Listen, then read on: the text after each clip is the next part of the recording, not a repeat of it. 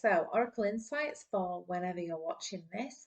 I have a new pack of cards, a deck of cards. They are Guardian Angel Oracle cards and new to me. So it'll just be a case of shuffling the cards and seeing what comes out and channeling the message for whatever it is that comes out. Okay, so it may or may not resonate with you. The idea of the Oracle Insights is to give you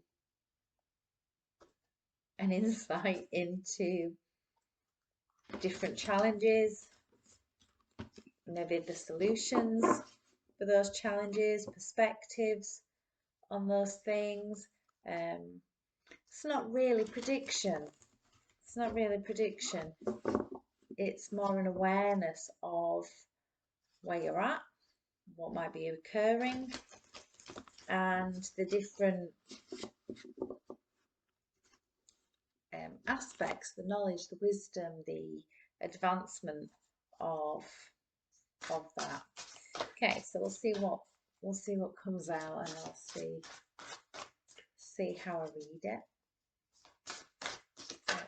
what's channeled through. Okay, so I will show you the cards. I can't pronounce the names, I'm afraid. I can't even try to pronounce the name. That's the first one. Like the warrior spirit. The warrior spirit. Time to focus. Time to be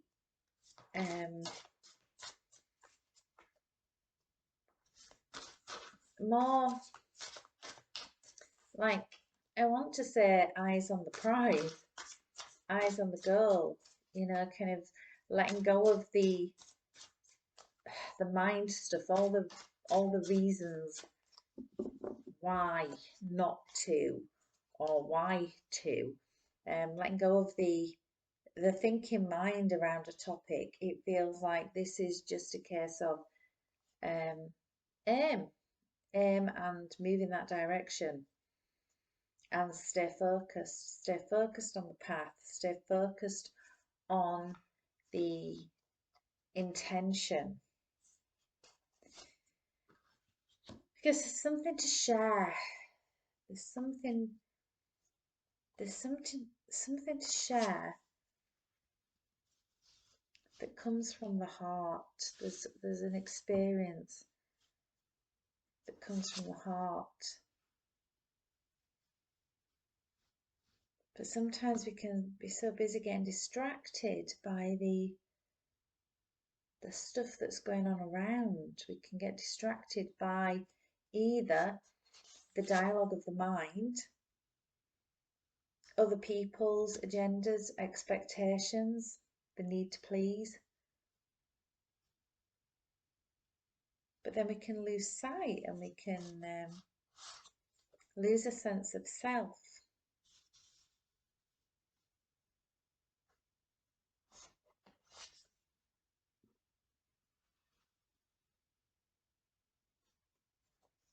So the overall theme is the focus, the tuning into the heart intention. What does the heart know? What does it know? The direction it wants to go in. What does the heart know? And then the ability to let go of all the other stuff that might come up, the mind chatter as to what that means and the how and the details. It's, the cards are talking about literally just feeling the heart's wisdom and one pointed focus in that direction.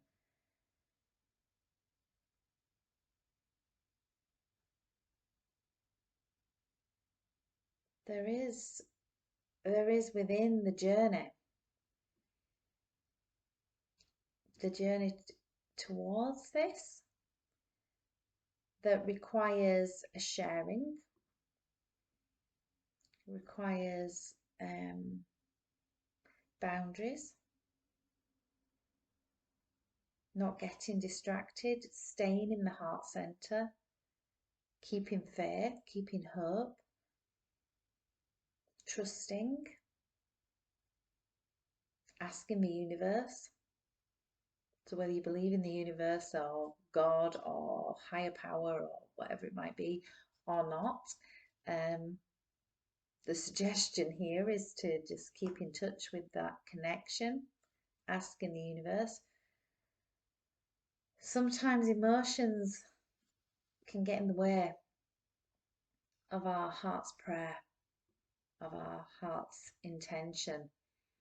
The past, what other people will think, how it might look, and then we lose that focus, we lose the direction. So the cards are suggesting that, to stay in the heart center and to be aware of when you're becoming distracted by people, objects, and places, becoming distracted by the external stuff, or becoming emotional about the past, leaving the past behind, not knowing the direction that you're flowing in or how. Obviously the focus is, the high intention, the end result, but letting go of the how and being okay with the not knowing. And then it's gentleness. So the yang is the focus, set the intention, keep the focus strong, but from the heart. So not getting distracted by the external stuff, not getting distracted by the past or the future experiences, the emotions that might come up, just staying very heart-centered. And then gentleness and staying the course. Trust, absolute faith and trust. Faith and trust that you're guided. Faith and trust that the steps will become obvious. But it's very much about staying heart-centered and not being distracted.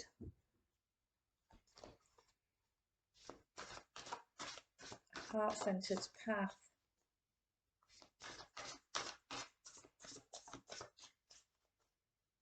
Living a life of purpose. A purpose coming from why you're really here.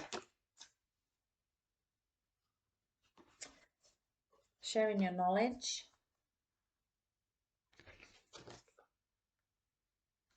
Sharing your wisdom. Recognizing the knowledge and wisdom that you've gained. Putting it into practice. Giving it purpose.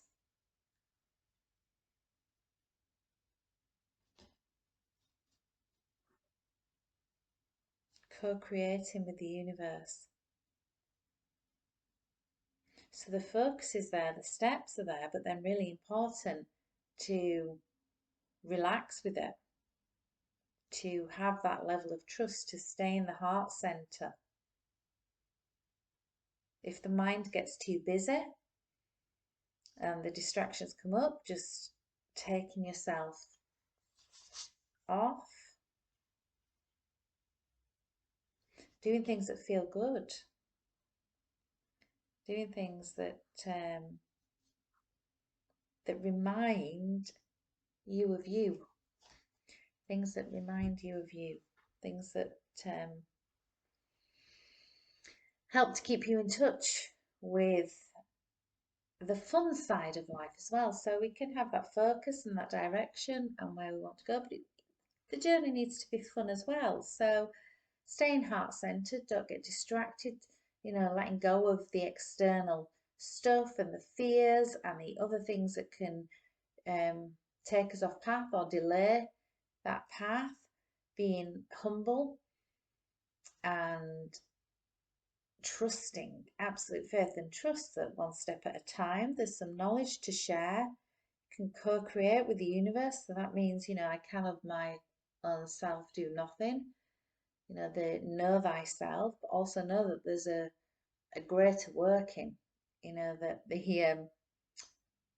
human in the physical body can't get all the pieces together on its own. There's a network, there's things that have, a timing, and then just relax and enjoy the journey. Relax and enjoy the journey. So definitely the goal, there's something that you would like to achieve. There is something that that you're focused upon. And the heart center is the root there, staying connected with the heart center.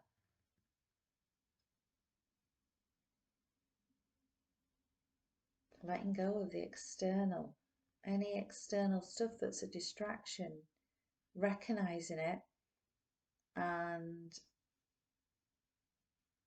staying on path, recognizing your own knowledge and wisdom, recognizing the experiences so far have brought knowledge and wisdom to co-create in the dance of life. Okay,